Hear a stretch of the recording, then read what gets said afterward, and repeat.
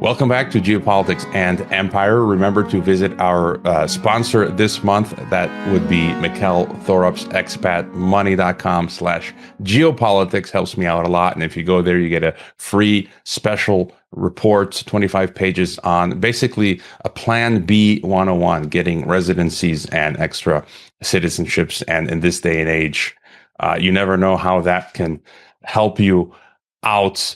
Joining us for the very first time, finally, we've got him on. I'm a huge fan of his, Dr. Martin Erdmann, an insanely long bio. He's published an insanely long list of books. He's studied theology at Columbia, the University of Basel, Switzerland, Aberdeen, Scotland, Master of Theology in 1999, awarded a doctoral degree in modern church history at Brunel University, London.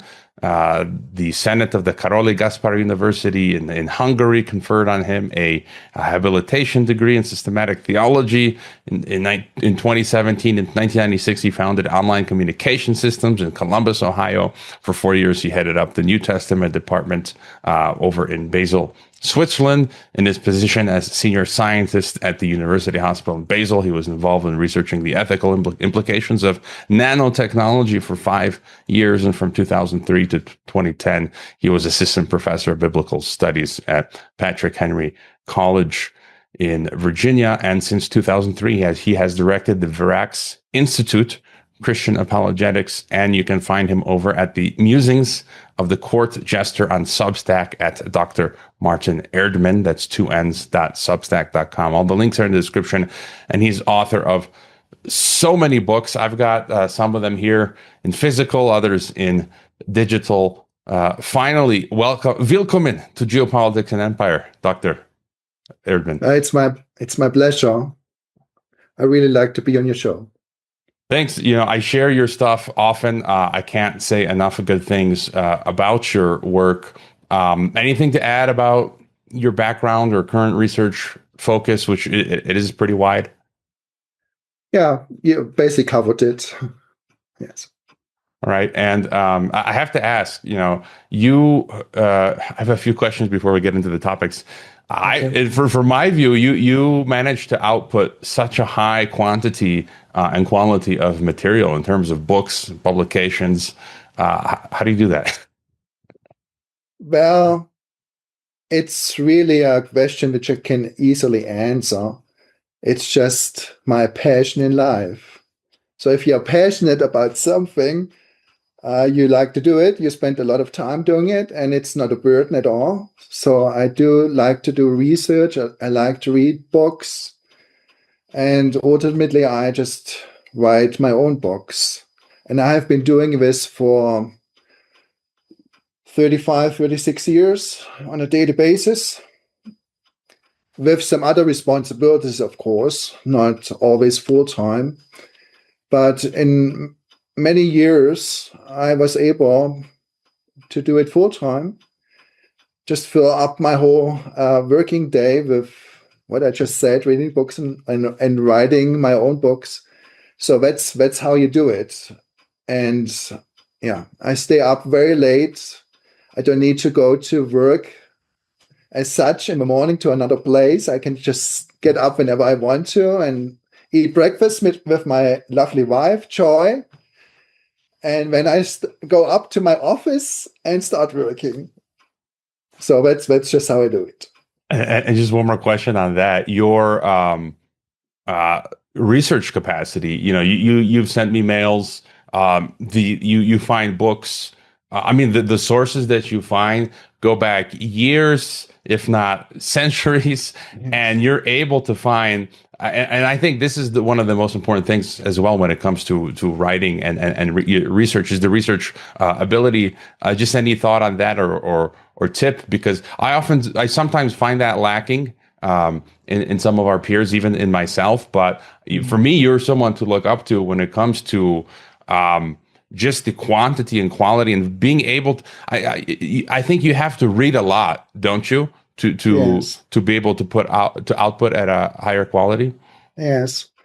Well, reading other books and scientific articles, academic articles is the number one duty you have to do if you are in such a line of work. Yeah, I read constantly. If I would take you throughout my home here in Germany, just in about every room, I have shelves with my books. We have a guest room downstairs, and I believe there are, let me see, 10 different shelves just in that one guest. It's a large guest room. In that one guest room, it's just outlined with shelves. And here in the living room, we have 2 shelves, and 2 rooms upstairs are filled with shelves. So yes, I do enjoy reading, and I have not read all the books, to be honest, but I have read numerous books. And then obviously I also read books which I have access to online. In previous decades, obviously I had access to wonderful university libraries. You mentioned some of my degrees which I obtained. So doing 2 doctoral degrees and finishing them successfully allowed me to have access to wonderful research libraries, including the British Library in London. I spent 3 years in London having access to the British Library, which at the time was still in the British Museum. So this is the place where, for example, Karl Marx wrote his Das Kapital. So sometimes I imagine sitting on one of those chairs inside of that library and thought, maybe Karl Marx was sitting in the very same chair.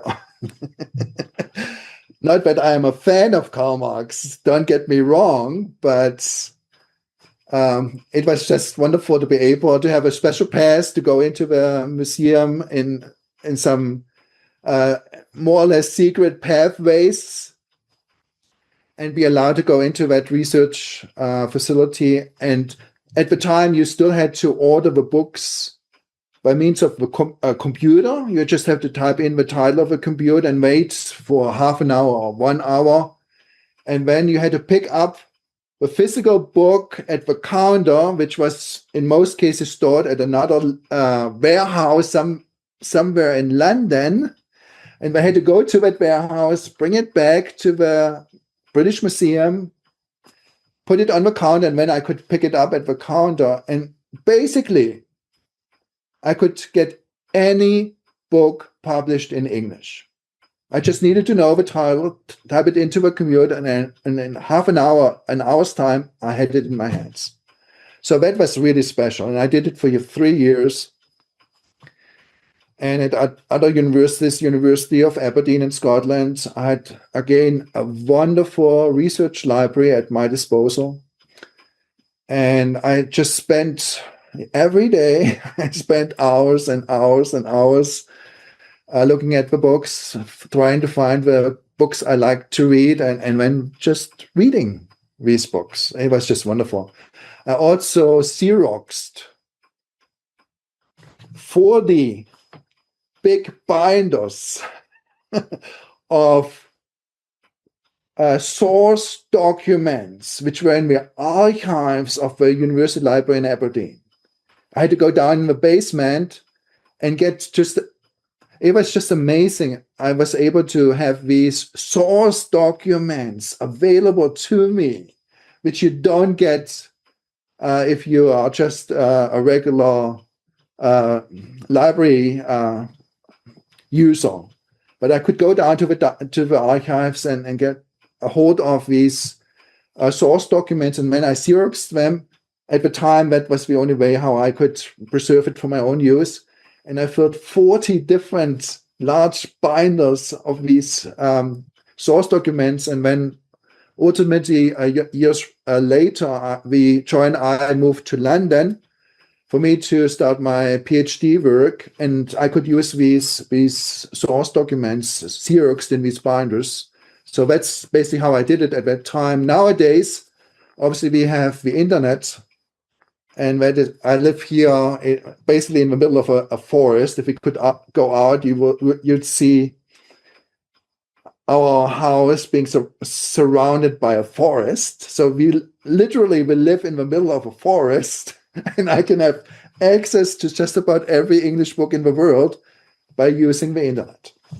Yeah, and that accelerates your work and research. And again, I hold you in high esteem because of the high academic quality of your work, and so because it's just such high quality, and I align with much of your analysis. You reminded me as well. In 2017, I visited Kazan, Tatarstan, and I got to sit in Lenin's chair Really? when he was for a brief time before getting kicked out of the university in Kazan. But just for kicks, I sat in Lenin's chair, and it's good to see you're doing well. You were scheduled to come on the podcast last year, and I couldn't believe it never happened to me. A couple days before you had a heart attack, but you're good now. So that's really good news, and hopefully we're going to have you back on multiple occasions. So this is just kind of the introduction to Martin Erdmann, but there's so many topics we want to cover in the future. Technocracy, I think spiritual sort of technocracy. We'll talk a little bit about that today, and then we'll do an episode hopefully on your books, on basically sort of the esoteric occult nature of democracy today. Yes. and voting, which is, I can vote in 3 countries. I stopped voting, which is sort of like a religious ritual, and basically how democracy is fake. So we'll cover that in the future, as well as your latest book on mercantilism we'll do at a future point, and how the churches are infiltrated and used for these agendas. Of course, world government, you've got a book on that as well. But today you proposed we start with I've got the book, Harry Elmer Barnes's Intellectual and Cultural History of the Western World. I believe was first written in the 30s or 40s. Nice. And there's a section in there that very good. I read it, that talks about basically, dystopia, scientific dictatorship, jumping off of Orwell's 1984, the phony wars that we're witnessing today, which for me has a lot to do with multipolarity. And so where would you like to start? Well, we can start anywhere, basically. But just to give a basic introduction to Orwell's thought, which are obviously captured best in his novel, 1984. And I suppose most of your listeners would be familiar with the content of that book. I thought it would be just a nice introductory episode. Most people are familiar with Orwell's work, and especially with that particular book. And I don't need to explain too much. We originally had scheduled me to talk about mercantilism, and I was very excited about it because I spent 4 years writing that newest book you mentioned earlier, The Greed for Gold and Glory. But while I was contemplating our first episode together, I thought maybe that topic is a bit too difficult to explain, because I do have to explain quite a bit. Most people are not familiar with mercantilism. So there would have been the need to explain quite a bit, and I didn't want to go into that right on at the very beginning of our podcast interview. So I thought, well, let's just take a more familiar topic. And I did read Harry Elmer Barnes' essay on George Orwell's book, 1984, which was, to my estimation, an excellent summary of the content of that particular book. And I suggested it to you and gave you a copy of that essay. And let's just go into it. Yeah, and basically, I have some quotes here. Just give me a second. I highlighted in the article, and the chapter is titled, 1984 in the Cold War System. And this is, 1965, I believe, and it's the 3rd volume. And basically what Barnes says is that we're living it. I mean, even back then, almost a half century ago, he says, many persons have dismissed the 1984 pattern of life as a terrifying fantasy, but the literal truth is that in its basic pattern, it has already become well established throughout most of the civilized world in the guise of what we know as the Cold War. Even New York Times last year published an article. I mean, New York Times, the official mouthpiece of the Pentagon, basically said we're living in 1984 with the superblocks, and we see Trump, Putin, and Xi putting together the superblocks, which is amazing. Like, it's awesome. Awesome, not in a good way, but in the definition of awesome, like to see Oceania coming into being in real time. The American Technate, Eurasia is coming into being, as well as East Asia. And so, maybe just to start there, your thoughts. Yes. How do you see all this?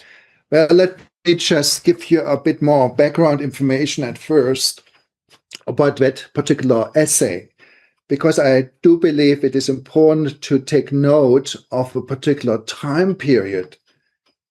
Harry Elmer Barnes wrote it, and Harry Elmer Barnes was a very accomplished American historian.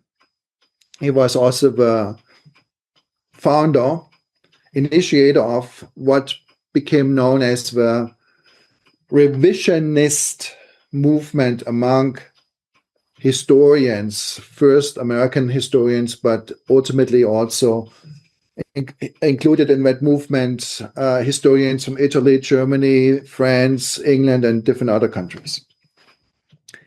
But he wrote that essay in 1952. 1952. It was meant, or the purpose for that essay was to be included in an anthology of articles about the origin of the Second World War. And the title of that book was Perpetual War for Perpetual Peace. Now, that book still exists. Anyone who wants to read that book, a very well-written book.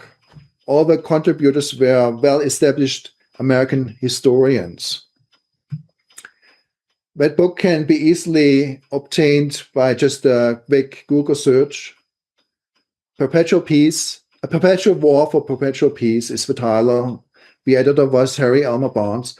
And that particular essay about the 1984 pattern of history was meant to be the last chapter in that book. And the publisher refused to publish a book if that essay would be included. So Harry Elmer Barnes didn't have a choice. He left it out. So the book was published in 1953. Did not contain that particular essay. And then about 20 years later, we tried to publish a second edition with that particular essay included. And once again, several things happened. I don't need to go into all the details, but it was left out. So it was never included in that particular book, neither in the first edition nor in the second edition. And finally, in the early 1980s, it was included in an anthology of all the different self-published articles Harry Elmer Barnes wrote on his particular topic of revisionism. It became the last chapter in that particular anthology, and this is where I got it from and read it through and thought it was just excellent when I read it for the first time. And when I tried to find it on the internet, because I wanted to give you a copy of it before we had that interview, I couldn't find it anywhere. It was just weird. Usually I find any resource I like to read. I have my websites, archive.org and different other places. And I tried to find it, and it was just, I could pull out my hair, so to speak. I couldn't find it anywhere. So by trying to find it, I came across another PDF file of a book which Barnes edited and published in 1965. And I thought, well, this is a book I still lack. So I downloaded it and looked into the table of contents. And lo and behold, it was at the very end of a very thick book, starting at page 1324. I found that particular essay. And I just couldn't believe my luck, so to speak. So I did Xerox. I scanned it in and then gave you a copy of it. So I was very pleased and yeah. So, but it's still important to note that the essay was written in 1952. So that is quite a long time ago.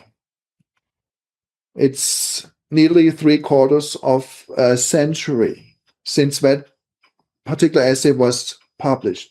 If you read it, and you said you did, if you read it, you think, this is describing our world today to the T. That is a perfect description of our current situation. With what you said, the distribution of these different power blocks, Oceania, East Asia, and Eurasia, these three power blocks, this is what we have today. And this is what ultimately Orwell wrote about, and Harry Elmer Barnes obviously wrote that book review or essay on that particular book. This is our world today. And this is the point I would like to make. It is totally significant for us to engage with the thought process and the thesis being communicated by that particular book, Orwell's book, as well as that particular essay.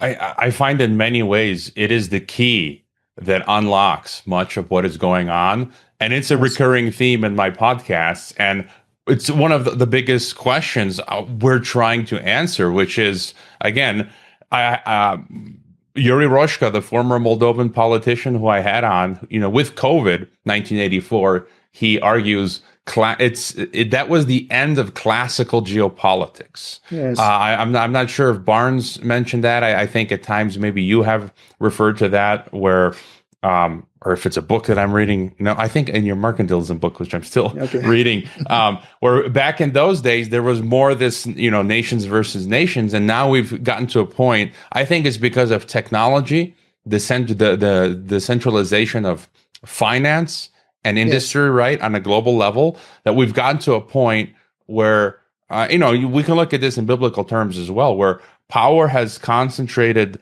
to such an extent where never before in history, we're getting to that point of close of world government. And I just want to read a little bit more from Barnes here, where I highlighted. He says, the perpetual war is mainly ruse and pretense, and relatively few people lose their lives in it. I want to add as well, because one of the questions I ask my guests is, on one level, we see great collusion between the United States and Europe and Russia and China and the BRICS countries. They're all implementing globalist policies, technocracy, more or less. So that's on the, let's say, vertical level, but then on the horizontal, we still see skirmishes. Let's call them skirmishes, because they're not all-out wars like in past. The Ukraine situation is more akin to a skirmish between East and West. And then just to continue on some of the quotes here, Barnes quotes from Professor Slitcher, Harvard University, 1949, who says, in the absence of a Cold War, the demand for goods by the U.S. government would be many billions of dollars less than it is than it now is, and the expenditures of both industry and government on technological research would be hundreds of millions less than they are now. So we thank the Russians for helping to make capitalism in the United States work better than ever. He continues, all the main economic classes and political parties in the U.S. have been highly cordial to the Cold War system. Banking and industrial leaders have been very fearful of a bad business slump. Then says Stalin and his successors have been content with the Cold War because war scares and the alleged threat of a capitalist attack have enabled the Politburo to maintain unity and prevent any threat of civil war. The Chinese communists have had every reason to feel pleased with the onset and continuation of the Cold War. It assisted them in the conquest of China and enabled them to consolidate their gains. So it feels like it's great for everyone. It's great for the Russian oligarchy, for the Chinese oligarchy, for the American oligarchy. So your further thoughts here? Yeah. Well, the basic thesis which was propounded by Orwell was that war needs to be looked at from two different sides, two different angles. War, how it was viewed in the past, and war, how it is viewed nowadays. And obviously nowadays is the 50s or even earlier, with the onset of the so-called Cold War, 1946-47. So what was the purpose of war in the olden time? It was mainly a product of personal and partisan political ambition. Perhaps emotional rage, national arrogance. But there was always a definite plan to conquer territory, be it for glory, be it for necessity, be it for both. So you wanted to engage another country with your army. And the purpose was to conquer, to take over a different region of the world for your own personal benefit, to exploit it economically, to enlarge your own sphere of influence and things like that. So that was the idea of war in the olden days. And obviously olden days, you can go back millennia, many millennia. That was always the goal, to conquer an enemy outside of your own particular kingdom or empire. You want to enlarge your own sphere of political influence. But that idea in regards to war, the purpose why war happens or why war is initiated, has radically changed in our time. With the onset of the so-called Cold War, again, the years 1946, 1947 can be mentioned. And that is really the topic of Orwell's book. He tried to explain the kind of change which happened in regards to the understanding of what war is, what the purpose of war is. And he said it's not victory anymore. Not victory against an enemy outside of your realm. You don't want to defeat an enemy on the battlefield as such. What you want to do now, you want to prolong the war as long as possible, because the war itself serves a very different purpose. And the purpose which war serves nowadays is to control the population within your own country. That's the purpose.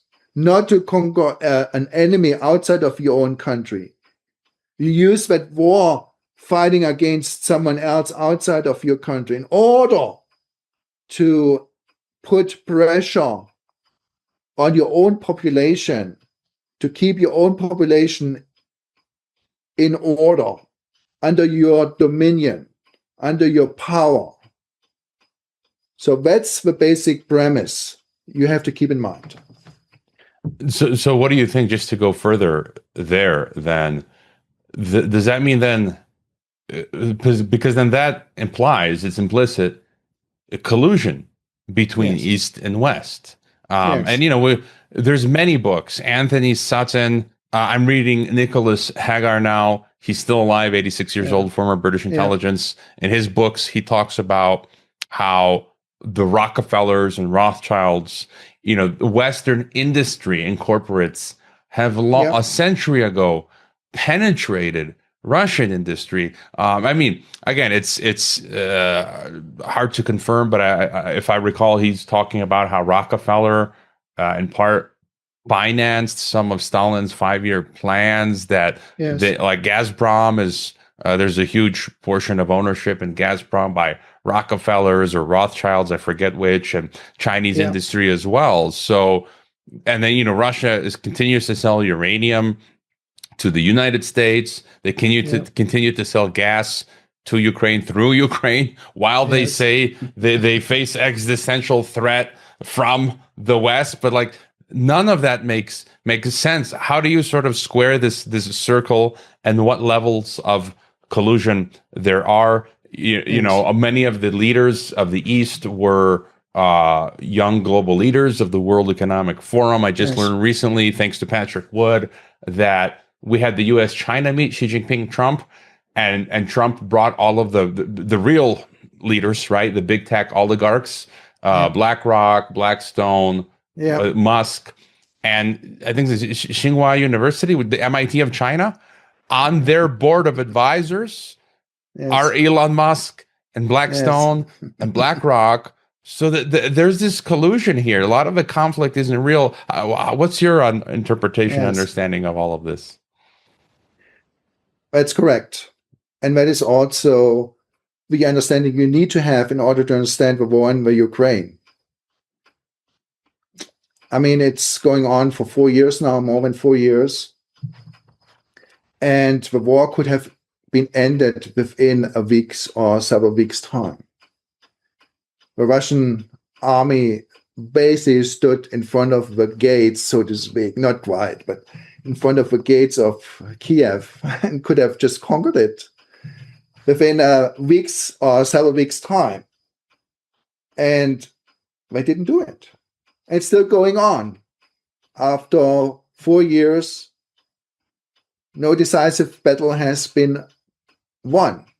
Now I understand the Russian army is advancing in different regions of the Ukraine and so on and so forth.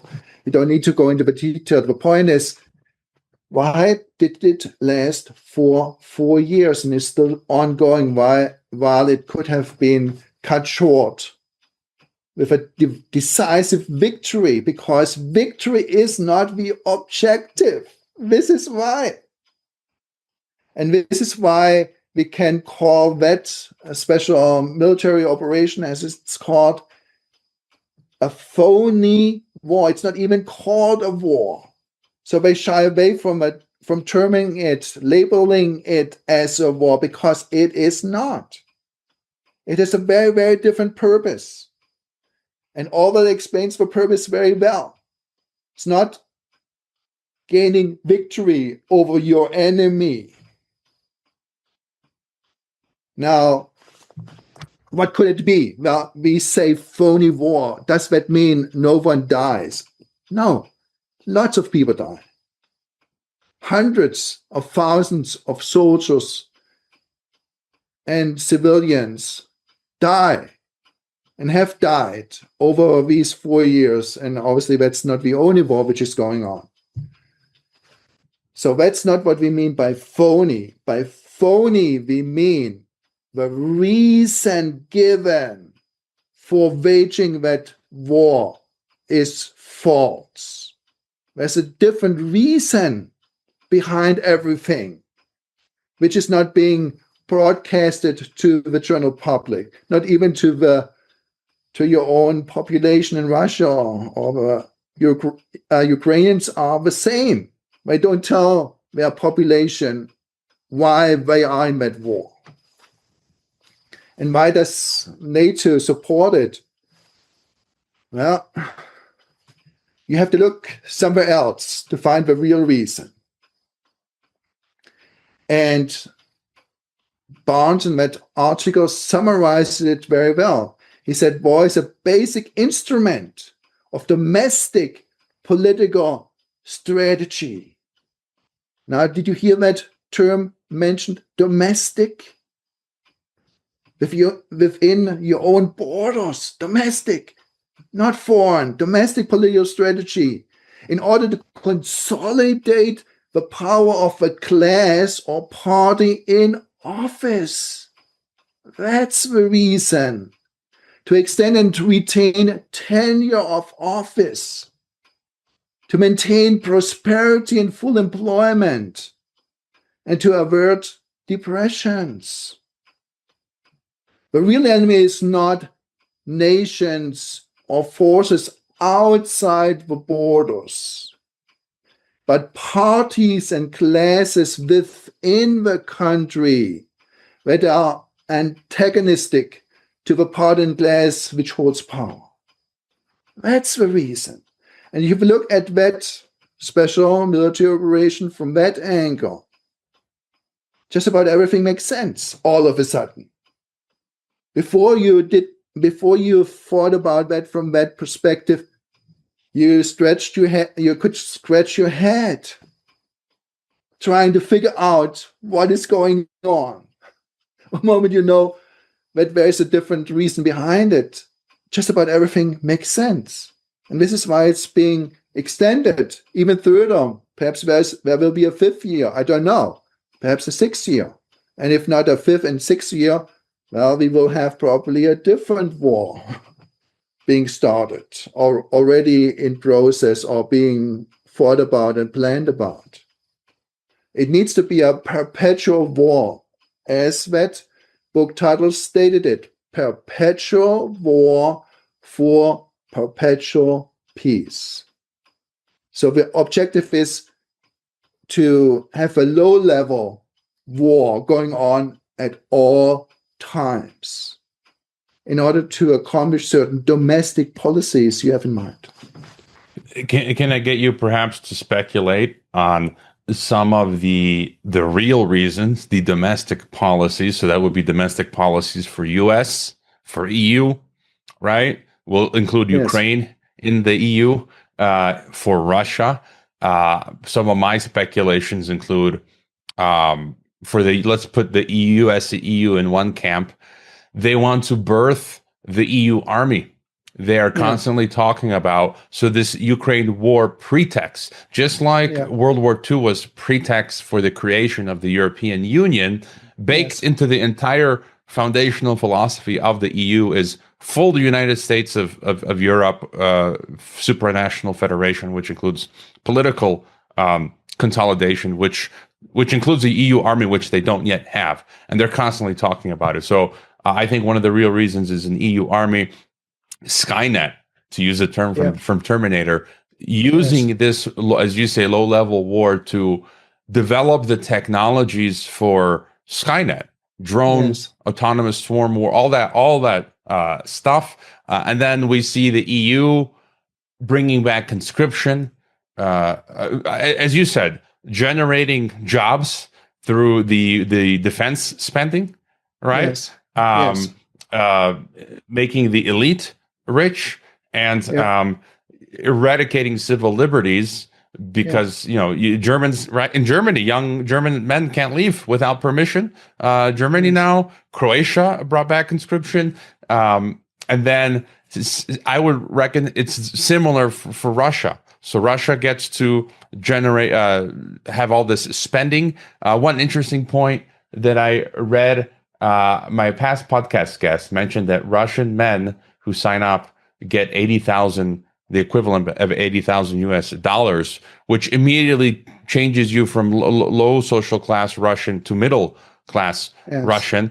And Russia, the same, is developing Skynet technologies and eradicating civil liberties. Just so your further speculations on what each gets out of this. Well, you summarized it very well early on by reading that quote, that at that time, so in the 50s, the Russians, which was still a communist country, benefited greatly from that so-called Cold War. The Americans benefited greatly, the Chinese just as well. So everyone is really benefiting, and benefiting obviously defined out of the perspective of a ruling elite, the oligarchy. Obviously, there are also losers, and that's the general population. It's those who have to put up the money. And obviously, most of the wars are being financed by loans, by going deeper into debt, national debt.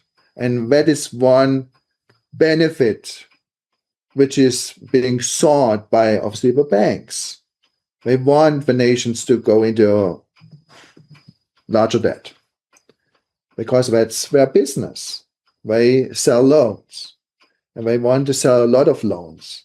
And what better opportunity to sell loans if a government needs to have a lot of money at hand in order to build up the so-called defense industry, which obviously is producing war material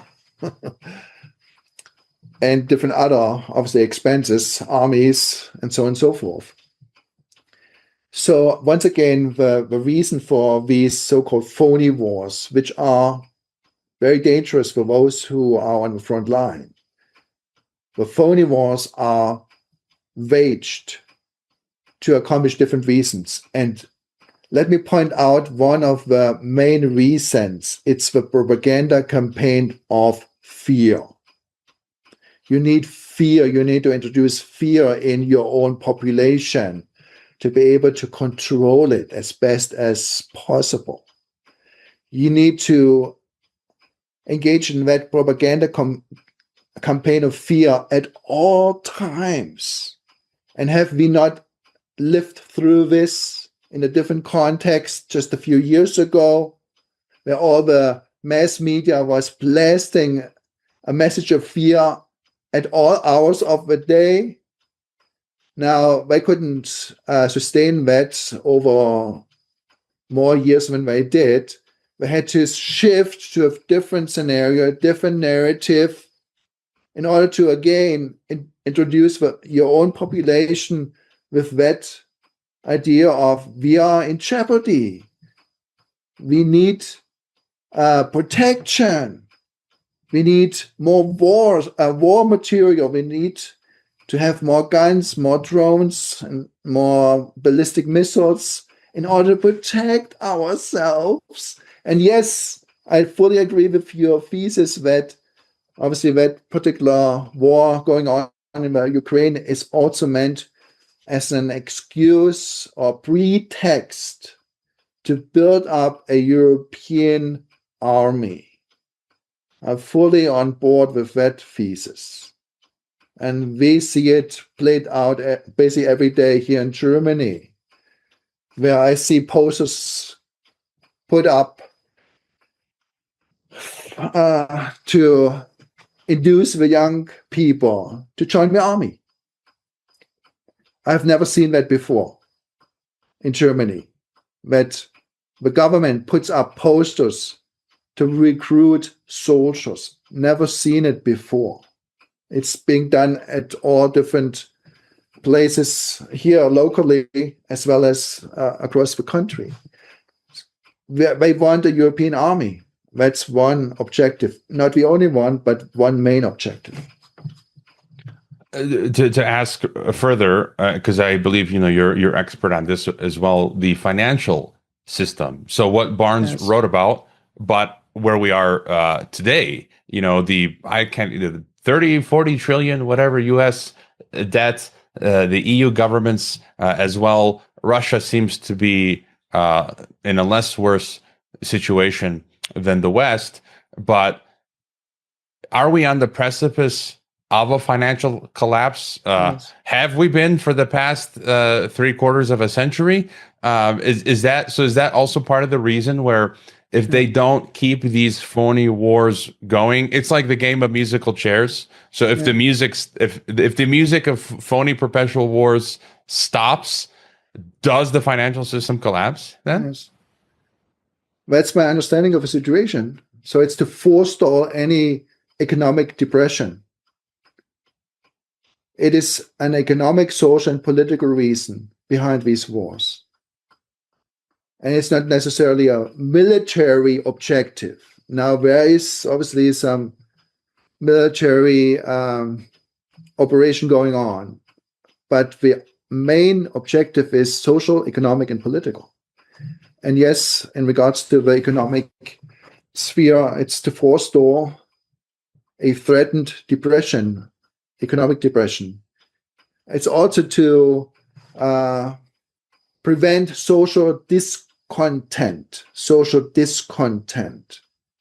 Well, politicians don't want their own population to go in the streets protesting, and worse. So they want to prevent civil strife. And obviously, if the economy collapses, there will be civil strife. So they don't want that to happen, because when they lose control, it's a control game, in quotation marks, game in quotation marks. They want to control, keep control. That's the main objective of their own population. And if the economy collapses, if these countries are overdebted, and all of them are overdebted, way beyond their ability to pay back that debt. So that's the reality of the situation. But they don't want the economy to collapse under the weight of that huge debt. Thus, they have to devise different things, and phony wars is their most successful and effective means to forestall all of these bad things in their eyes within their own local population. And maybe to go from there a step further, so everything we've outlined here makes sense, and I'm wondering about another agenda, and I'm particularly excited, not in a good way, but again, just looking at it from the biblical perspective, the book of Daniel, Revelation, the prophetic implications that the end of time, we would end up under a world totalitarian system, all nations. We saw that with COVID 1984.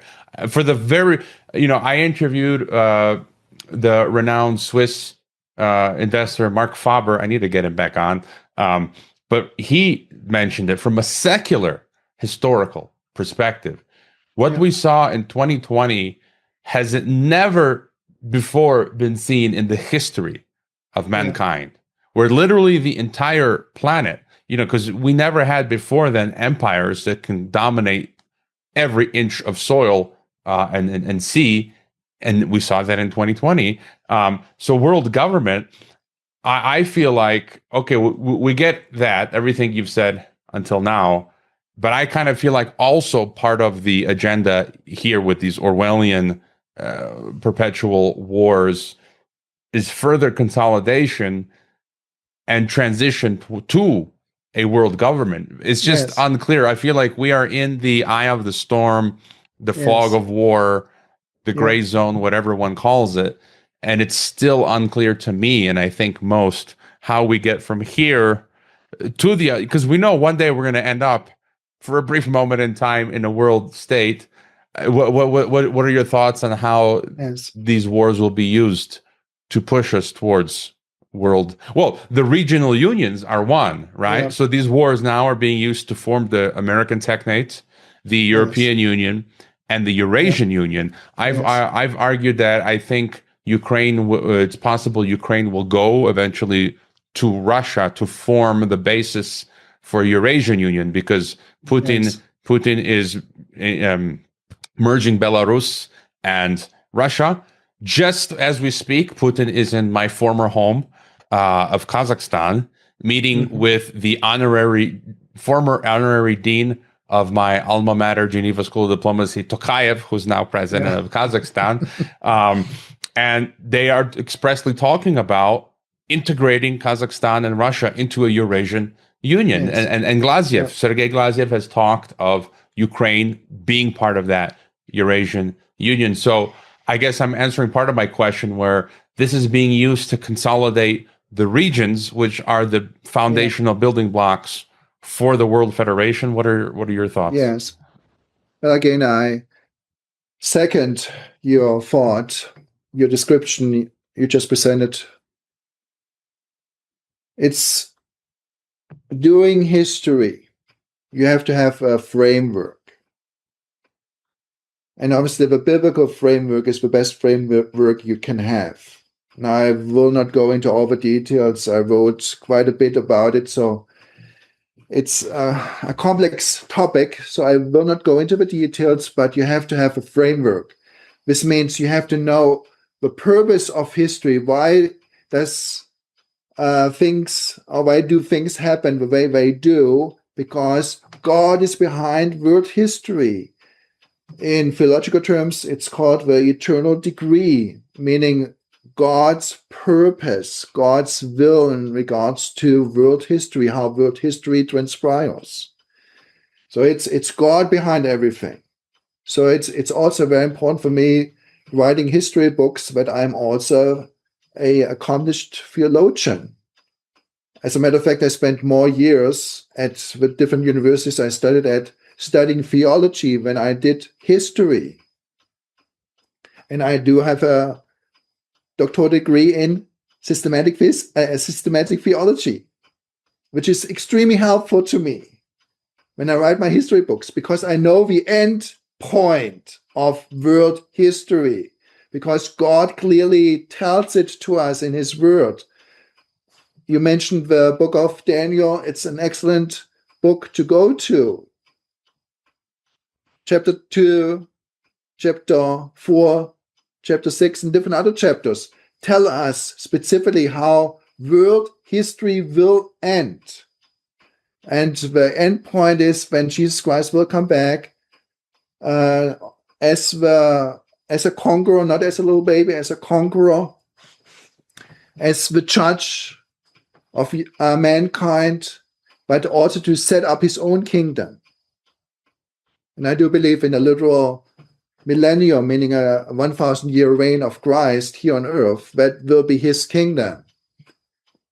But that means, since he will be the conqueror, and he is called the King of Kings, Lord of Lords, God of God, that is written on his garment. If we take Revelation 19, verse 11 into that equation, you can read it, Revelation 19:11. He will succeed in conquering. This means he will destroy all worldly empires. And at that time, obviously still in the future, at that time, there will be only one world empire left, ruled by the so-called Antichrist. And Jesus Christ will conquer. He will defeat the Antichrist and he will get rid of that worldly empire altogether. So that's my focus. That is where history goes. So believing in Jesus Christ, you stand on the side of the victor. As a matter of fact, there is a wonderful verse in 1 John chapter 5, verse 4, which says that he who believes in Jesus Christ will be, I paraphrase, will be on the side of the victors, because our faith is the victory. We believe in Jesus Christ as the Almighty God who will accomplish his eternal purpose.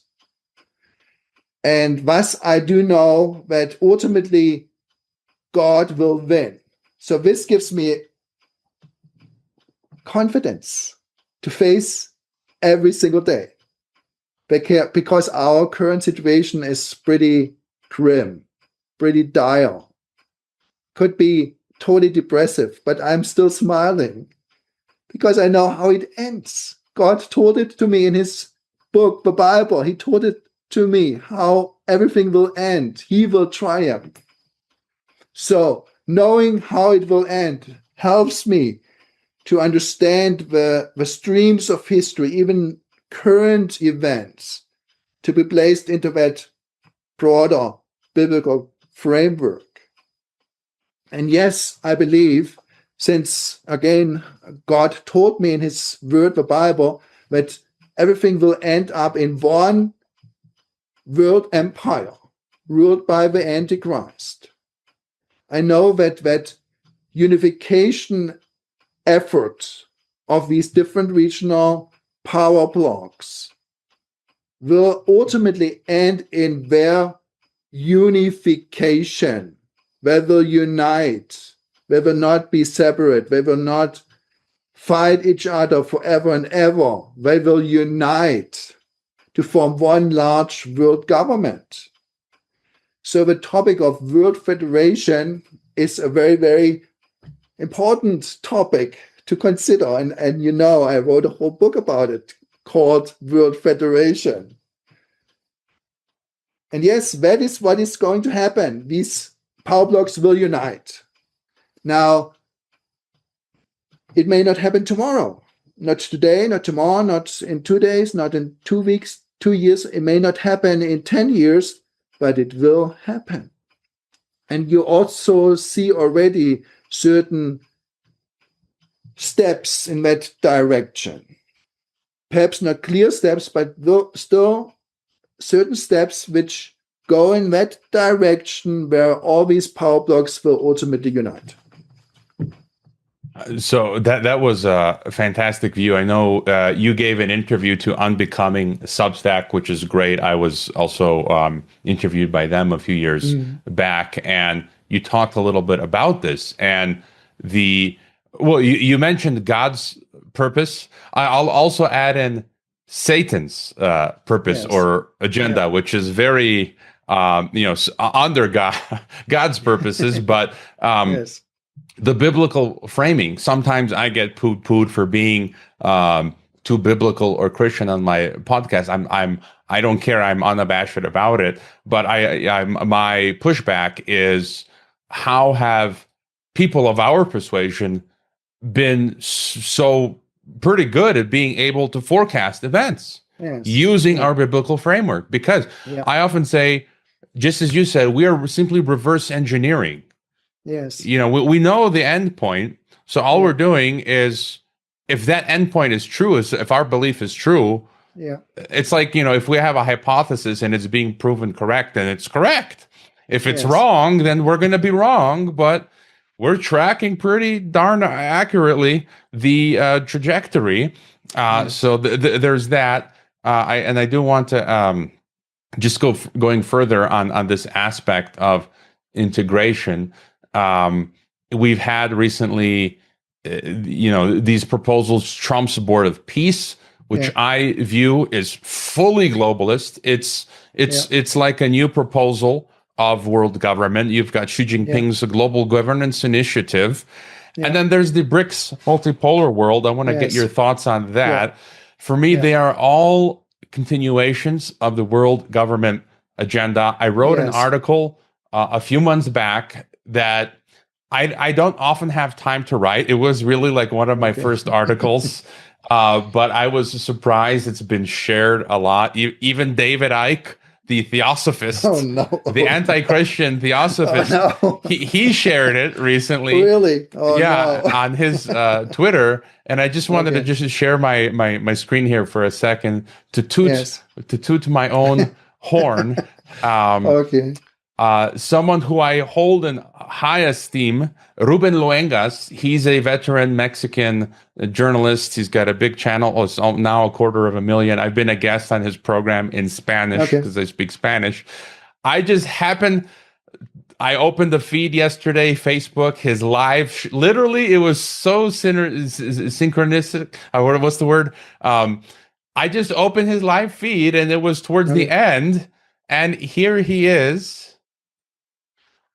Showing my article in Spanish, telling people to go check it out, and everything that I'm saying is correct. And he's demonstrating how the Mexican presidents, Sheinbaum and AMLO, are complete globalist frauds. Yes, they are. They're bringing in the North American Union. So this shows I'm not crazy, and that people are picking up on this trend that we are highlighting. And then someone on X, who I learned follows me, and I just follow them back. I don't know who they are. They appear to be more of a even leftist now.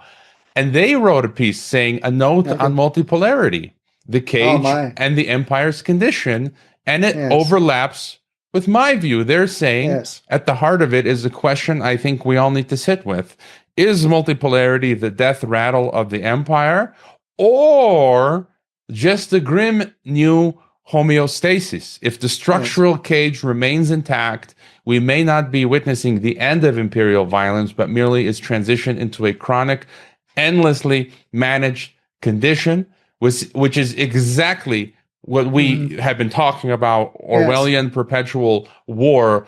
And people who've called me crazy for writing that piece, now time is proving me correct, where even the leftists are coming to this conclusion. And the academic literature that I follow on global governance, every week they are confirming. They are the Bretton Woods project. The Bretton Woods own website said a few weeks ago, BRICS, it's still one system. That BRICS is merely the jostling, getting the global South a better seat at the table within the same IMF, Bretton Woods, UN, one world government technocratic system. So with that being said, just your further thoughts on the Board of Peace, the Xi Jinping's proposals, and all this talk about BRICS multipolar world. Well, obviously the term multipolar can have different definitions. It's bandied about quite a bit by all kinds of commentators. And they just spill it out basically right and left, but never really define what they mean. And if there are different definitions attached to that particular term, obviously you can attach different meanings to it, almost contrary meanings. And that is really being done, and I believe it's done purposefully. There's a agenda behind it. The term is being used but never defined. What do we mean, or what do they mean if they use that term? Well, in my mind, multipolarity, or if it's being used in a generic sense, obviously you could think about it as meaning there will be different power centers, and power centers which are more or less antagonistic with each other. But that is not really the reality. If you look at that term multipolarity in the sense of, yes, there are different powers, but they all work hand in hand. I think that is a better understanding of that term. They pretend to be antagonistic, like in the Hegelian dialectic, thesis, antithesis, but the real aim is synthesis, meaning we want to create something new and we want to create it together by pretending we are at loggerheads with each other. But we both want to accomplish the synthesis, something obviously which we think will be better. And that better is the unity, the coming together as different power blocks. And I believe that is really behind the idea of multipolarity. It's not fighting against each other, but helping each other to accomplish a common goal. And the common goal ultimately will be that world empire, that one world empire. I believe that's the common goal.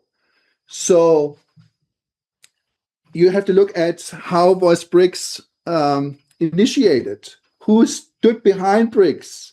Was it Putin? Was it Xi? Was it someone else in the global South? No. If I understand it correctly, it was someone at Goldman Sachs who came up with the term BRICS many years ago. So who is really behind BRICS? Might it be Goldman Sachs and Company, which is a bank obviously in the Western Hemisphere or power block, right? If they are behind BRICS, what does that tell you about BRICS? It's not what it's made out to be. It's not a power block opposing the Western world, opposing NATO, or opposing Trump and his Board of Peace or whatever else he's into right now. The idea was birthed, if I can call it that, in the West, and just taken over by the global South and Russia and China and Iran and different other countries, South Africa, taking over, not initiated by these countries to accomplish a purpose which is, again, not spelled out for everyone to understand. It's understood within the governmental spheres of these different countries. But they will not tell you or not tell me. We have to exert certain efforts in order to look behind the curtain, so to speak. But it's that idea of setting up power blocks, regional power blocks, so that all the other nations will have to align themselves with one of these three power blocks, and then merging all the power blocks ultimately together. That's my understanding. Yes, I fully agree. And as you said, Goldman Sachs, but I just want to add in one more detail that often people neglect, which is to back that up. One of the co-creators, this young Indian woman who worked with Jim O'Neill, Goldman Sachs, to birth BRICS ideologically, she was a World Economic Forum young global leader. So and it's the West that is the biggest source of globalism that's grafting in the rest of the world. And just quick thought on that. How do you imagine? So we can see the technates, Club of Rome, even the book of Daniel alludes to 10 kings, which could be the 10 regions of Club of Rome.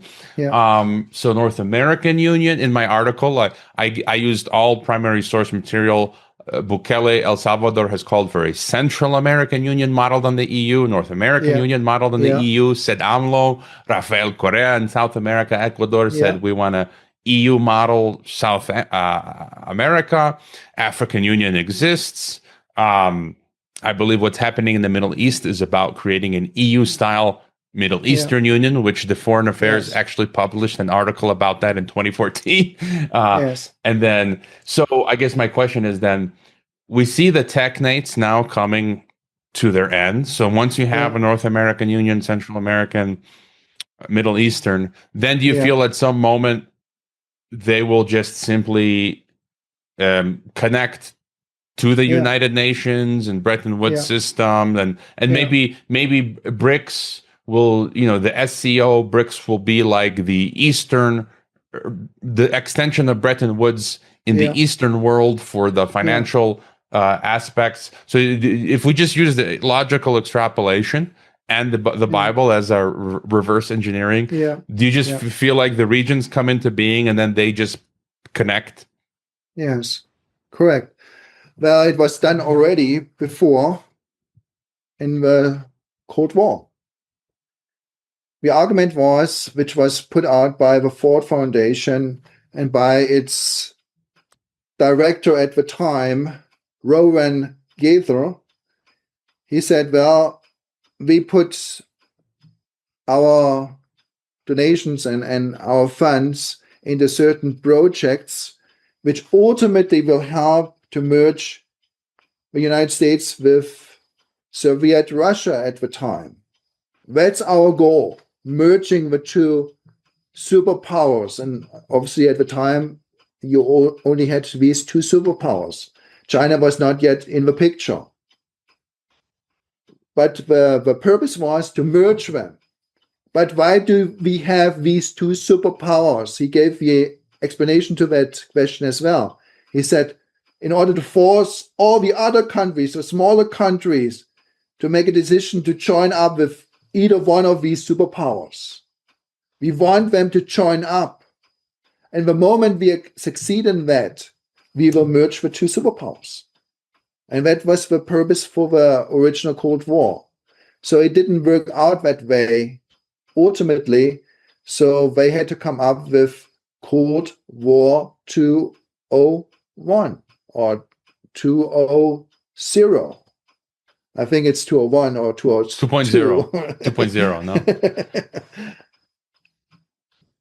There is also a subplot going on. It's not just another version of a Cold War, because obviously China became part of the whole picture in the global south and so on and so forth. So it's not a replication of the original Cold War scenario. It's a different version, but obviously there are some commonalities as well. And I also believe they will bring back the Bretton Woods system in a new iteration, a new version of that original Bretton Woods system, because it did work quite well until it obviously collapsed. But they will resurrect it, and also ultimately they will come up with one world currency. And it might be a digital currency, I don't know, but that's my guess. So there are still questions I have in my mind in regards to how things will ultimately work out, which I cannot answer right now, but I do see certain initiations being put in place, which leads to that goal of having a single world currency in order to have that one world government, one world empire, world federation. But let me just, as a footnote, let me just add a further idea to your question in regards to methodology or the methods they use. And I believe the term federation is very important. They realized fairly early on that uniting the nations and destroying national sovereignty is not the way to go. They have to undermine that concept of national sovereignty, not by directly attacking it, but by introducing a different system, and the different system is federation. And obviously the person best known to introduce that idea of federation is Clarence Strait. He wrote different books about it. Union Now was probably his best known book. He was a Rhodes Scholar, as a matter of fact. I won't explain the significance of that, but for those who know what a Rhodes Scholar is, he was a Rhodes Scholar. He was the foreign correspondent of New York Times at the original League of Nations. And he realized that the idea of setting up the League of Nations as a world government didn't work out very well. And then obviously he put all his eggs into the basket of federation. And that idea is being developed even up to our time. And obviously out of that also came NATO. Clarence Strait was was really the founder of NATO on the conceptual side. I wrote parts of one chapter in my book, World Federation, just on that point, explaining how NATO came into existence. And it's a parallel development in regards to the EU, European Union, how to federate the European states. It's also part of that particular chapter in my book, World Federation.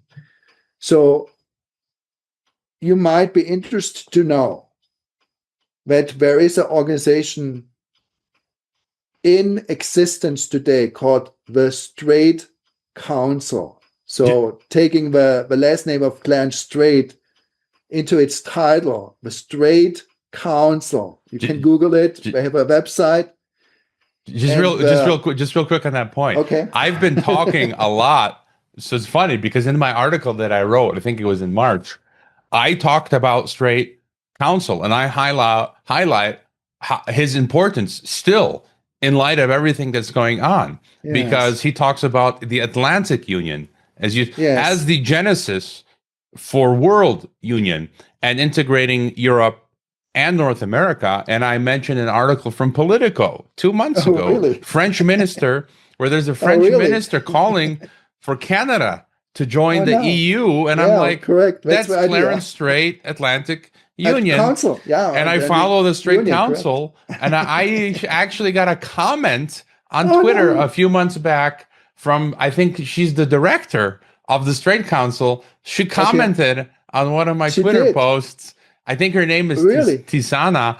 I sent her a message saying, inviting her on the podcast. She never responded. Maybe she sees, I would be fair and diplomatic and hear her out, but maybe she realizes that I'm an anti-globalist. And just so I just wanted to mention that if you have further thoughts on straight, but I also want to ask you about what do you think is the true purpose of NATO? Because I think today, if we use the classical geopolitics that everyone does, talking about NATO and just looking at NATO as a simple security architecture, I think there's way more to NATO beyond that. Yeah. I've talked for years, NATO, on the one hand, NATO wants to become the one world military.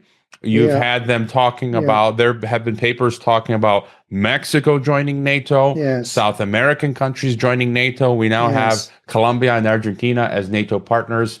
The retired, I think he's Admiral Stavridis in Bloomberg 1 or 2 years ago, said, let's just take Singapore and Thailand and just throw them into NATO. So you have an Asian NATO, you have a South American NATO, and before you know it, it's a one world military police force. But but then even beyond that, you have the Atlantic Council, which is like NATO's brain. They have actually deplatformed me from Patreon. Oh, really? And so, but I think NATO, and there have been some writings talking about NATO as replacing the UN if the UN collapses. I feel like there's something much bigger behind NATO. Do you have any thoughts there? Yeah, absolutely. Once again, the only way how you can understand what NATO is today is by going back and study the history, how it came about. You need to understand the history and the reasons, the motives behind its existence, how it was set up, why it was set up. And Clarence Strait is behind it, as I already said.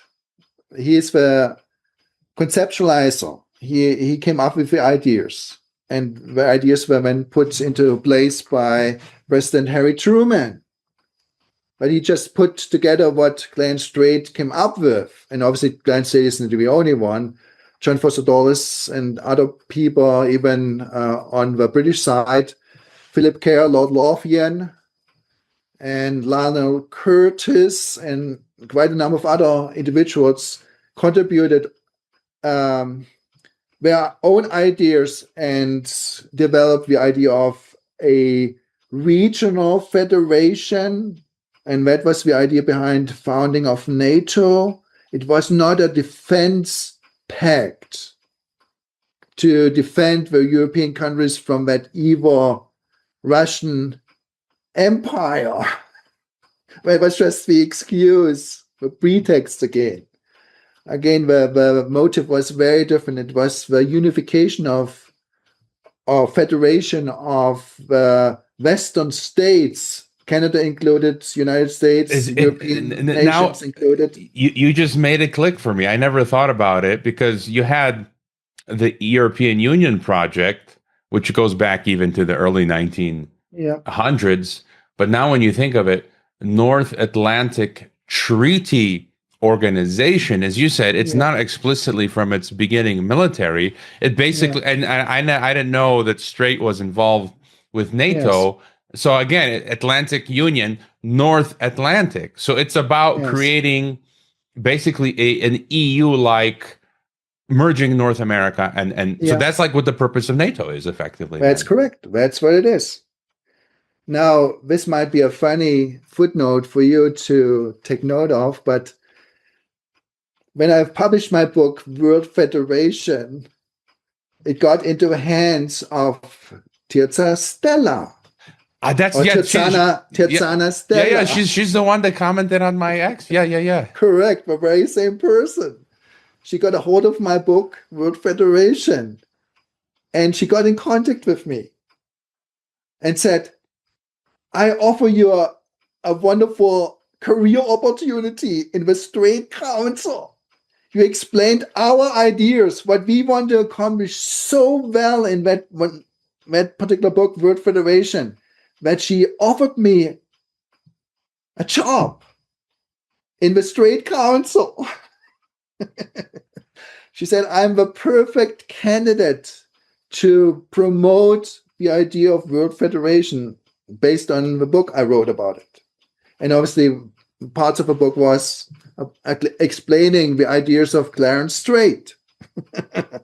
But obviously, I'm totally opposed to the idea of World Federation. I couldn't be more opposed to it, even though I do explain what it is. For my own benefit, I want to understand what it is. But I am totally opposed to it from my biblical perspective. Now, I said, no. I was very friendly. I was not mean. I didn't put up a scene, nothing of that. I was very friendly, but I was also very clear in declining the job offer. Well, a few years later, I received another message from this very same person, Mrs. Stella, offering me again the same position in her Straight Council. She said she has never come in contact with anyone who could explain better what she was all up to in regards to accomplishing certain objectives with a Straight Council to unify, federate the whole world. She couldn't find anyone explaining it better. So she was eagerly wanting me to become part of her organization. That is mind-blowing. I have to ask you two things. One, sometimes I don't understand how these the globalists, or let's say these globalist lackeys or apparatchiks, yes, they read your book. How do they not understand that you're explaining it very well academically, yes, but how don't they understand that you're against it? Number one. And number two, it gives me the feeling that a lot of these people, because we all know that the Straight Council, all these foundations, you mentioned Ford Foundation, old news, right? Yeah. For anyone in our space, the ultra elite, they just throw money at these foundations and they staff them with a bunch of these liberal globalist graduates, right, from the schools. And my impression is that often such people are not extremely well read and don't really fully understand what's going on. Yes. Is that your feeling as well? Yeah, partially, but I also believe they are very well informed, at least some of them. And they are not dumb. They are anything but dumb. They are highly intelligent. Again, some of them, not all of them. So I do have a certain respect for them, even though I do oppose them. But obviously, I try to explain to myself why that particular person, Mrs. Stella, was so eager to give me a work contract. Or she wants to get you on the dark side. I'm not shy in stating my own opinions, as you probably know, having read some of my books. And she must have picked up that I'm totally opposed to the idea of World Federation. She must have picked that up. I cannot help thinking she overlooked that aspect. So do you think... Yet she still wanted to offer me a work contract, a very lucrative position in her organization. And the only explanation, now that's speculative, I can't read her mind, it's speculative, I'm guessing. But the only explanation which came to my mind in order to understand that conundrum was they wanted to neutralize me. They wanted to give me a lot of money, a wonderful career, a great job in Washington, D.C., it's no mean city, right? A cushy job, but with the purpose of having control over me and guiding my steps and keeping me under wraps so that I would not go out and oppose what they are up to. That was my personal explanation. Now, I cannot confirm it, but that's how I look at it. I think that's it. And we see that going on constantly amongst our ranks. Again, in the article that I wrote, the second part was that podcasters are being offered money to Yes. To use your term, to effectively to neutralize themselves. And yeah, and it's I listened to an interview, I think it was the West Report of Joel Jamal in Australia. He says he was offered $300,000 a month by Israeli interests. Okay. Yes. And he declined. And it's like, this is the level. I mean, from a human nature perspective, it's like, wow, that will change your life. But I think there will just be, our ranks will thin, because that is extremely tempting. And I wanted to ask you, I was going to ask you just your previous thoughts of the two superpowers merging. Yeah. It made me think of recently Armenia's Pashinyan. And again, I'm repeating myself, but I'm highlighting, these are key points I see virtually nobody in my space bringing up. And you and I are kind of like on point here. And he met with Putin, and Putin told Pashinyan, like, we already know Armenia has chosen European Union, it appears. And Putin told Pashinyan, look, you're going to have to, like, it was a public interview. And he basically said, you're going to have to choose between the EU or the EU, correct. The European Union or Eurasian Union. And then Putin alluded in that same statement, he talked about, what is it, from Europe to Vladivostok. I forget what is the saying, but he alluded to Eurasia. He alluded to a project of combining both EUs into So I think that the struggle here is, will European Union merge with, will it be NATO? Will it become North America and Europe? Or will it be EU and Eurasia together in one block? So would you say they are still kind of, the struggle here is figuring out how they're going to divide exactly the world? Yeah, that is correct. That's the point. And obviously you always have to understand that nothing is as it appears to be. Nothing is as it appears to be. So don't take anything for gospel truth. You always have to wait and get some additional information, or try to look behind the scenes as much as possible. Obviously, that's difficult, I understand, but nonetheless, that's what we need to do. And think about different scenarios, different motives which come into play. But the idea of unification is always there. And I believe that's always at the center.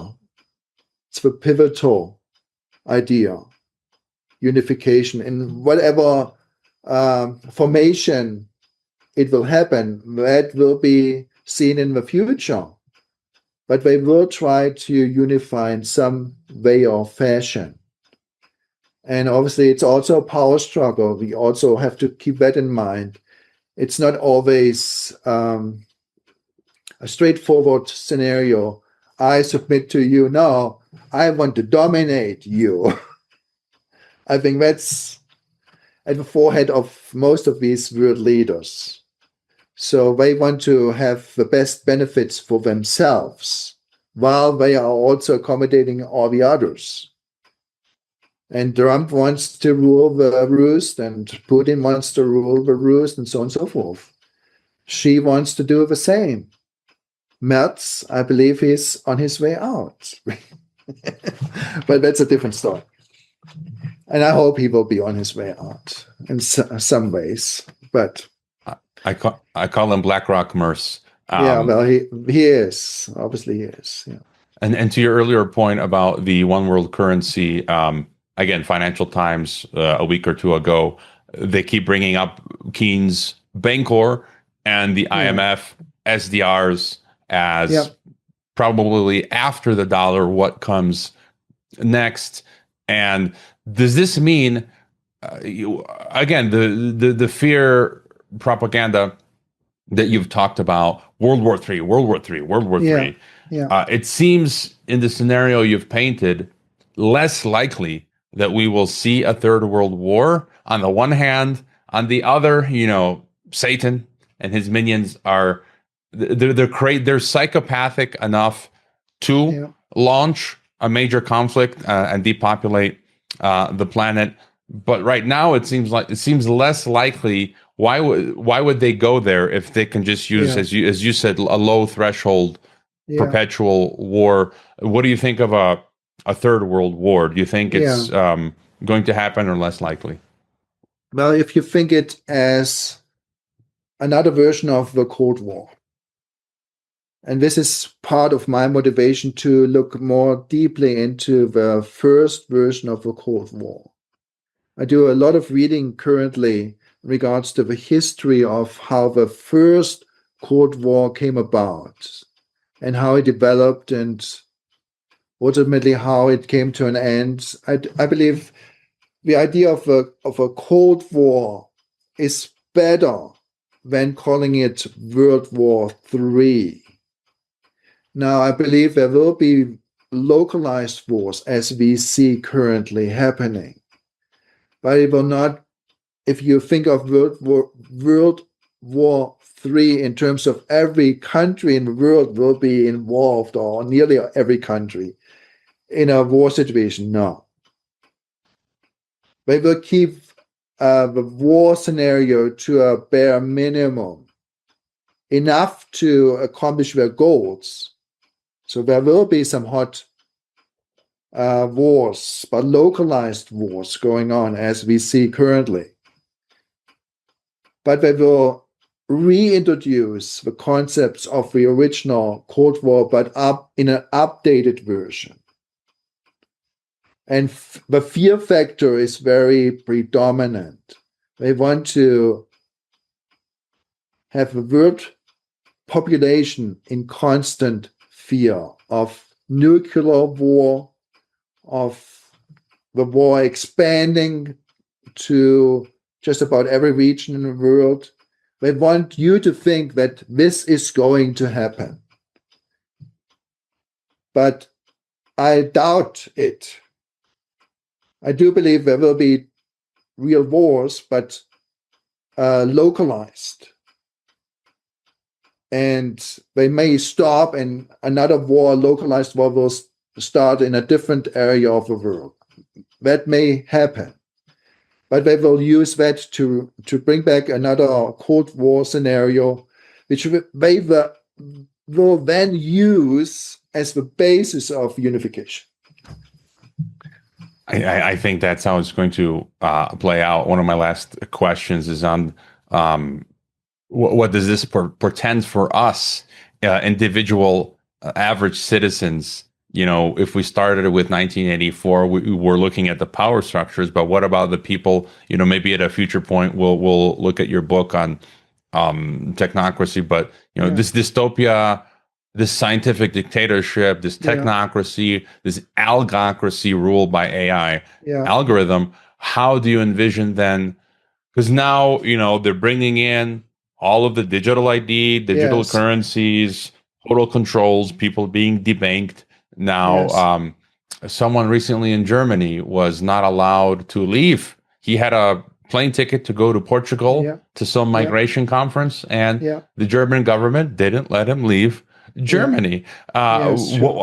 What is your extrapolation of what life will be like for us under dystopia? Yeah, well, this is a very important question, which we will need to address in a whole different podcast show because it's so complex. And I think I will postpone my answer to another episode, if you agree with me, because it is a very vital topic which needs to be discussed. And obviously I wrote another book on technocracy. Spiritualization of technology is the title. So there's a lot of things we can discuss, and we need to go into the details of it. And obviously I have a very clear understanding of it based on my historical research. But I will leave you with one thought. which we can then go into further detail later on. Based on my understanding of biblical truth, meaning that God is in utter control of everything which happens. Nothing will go or happens which will be outside of his determining will. That means also that evil will not succeed. God will allow evil to succeed to a certain degree, but not in the ultimate sense. Evil will be defeated because God will not allow it to succeed in the ultimate sense. And how does he do that? Well, in order to understand that, obviously, we could turn to certain Bible passages, but we can also look at history. Now, take, for example, the early attempts to set up a world government. They wanted to use, in the latter part of the 19th century, they wanted to use the British Empire as the nucleus, as the foundation of a world empire, of one world state. Did it work out? Did they succeed? They succeeded in spectacular fashion until it all collapsed and became the British Commonwealth. Now, who speaks about the British Commonwealth today? If you Charles III, maybe, but I'm not thinking about the British Commonwealth on a daily basis. It's irrelevant nowadays. Well, the very same people, Alfred Milner, Lord Lothian, Philip Kerr, Lord Lothian, Philip Kerr are one and the same, Lionel Curtis, they wanted to set up the British Empire as a imperial federation. It didn't work out. So they changed plans to set up the League of Nations after the end of the First World War at the Paris Peace Conference. How did that idea work out? After certain years, it all collapsed. And interestingly enough, those who were the most eager to set up the League of Nations were the very ones who destroyed it, because America didn't become a participating nation. They themselves destroyed it in order to set up ultimately the United Nations. How did that work out as a world government? Not at all. And once again, I believe the very same forces behind the United Nations are also the forces working for its destruction. And that's just God's way of intervening in world history and using the same characters who wanted to set up a world government in opposition to God's rule, using these same characters to destroy their plans. And the best place in the Bible to understand that is Psalm 2, the second Psalm in the Old Testament, Psalm 2. And one line says it all. The nations rage and want to set up different plans and come together and take counsel together in order to get rid of Jesus Christ, the Son of God, as the world ruler, want to get rid of him. And then that one line, and the Lord laughs at them, because he knows their end will come, and it will be his judgment. The Lord is in control. The Lord rules. The Lord, God Almighty, God the Father, will set up his Son to be the ruler over all the nations. It's all in that one psalm, Psalm 2. What black pills? I don't know why people call Geopolitics and Empire black pilled. There's enough where this is all good news. The good news right there. I think we'll end it with that thought. Hopefully, Yes. you join us again on multiple occasions. I'll have to reread Spiritual. I read that years ago. I think I Okay. have the digital format. Your World Federation book, I have the physical in a box in Croatia. I tried to bring it back last year, but I was weighing my bags and they maxed out, so I could not include. I was going to bring it back. So I'll have a lot of reading and rereading to do. I cannot recommend enough, again, your Substack, your books. I think I bought all of the books you have in English, either physically or in digital form. And all of your links will be in the description, your Verax Institute, as well as the Substack. Right, Dr. Erdmann cut out. Maybe it was his laptop battery, but again, do check out his books. And I thank him for coming on the podcast. And let me know what you thought of his appearance. And I'd like to have him on again in the future to cover the rest of his material. So thanks for tuning in.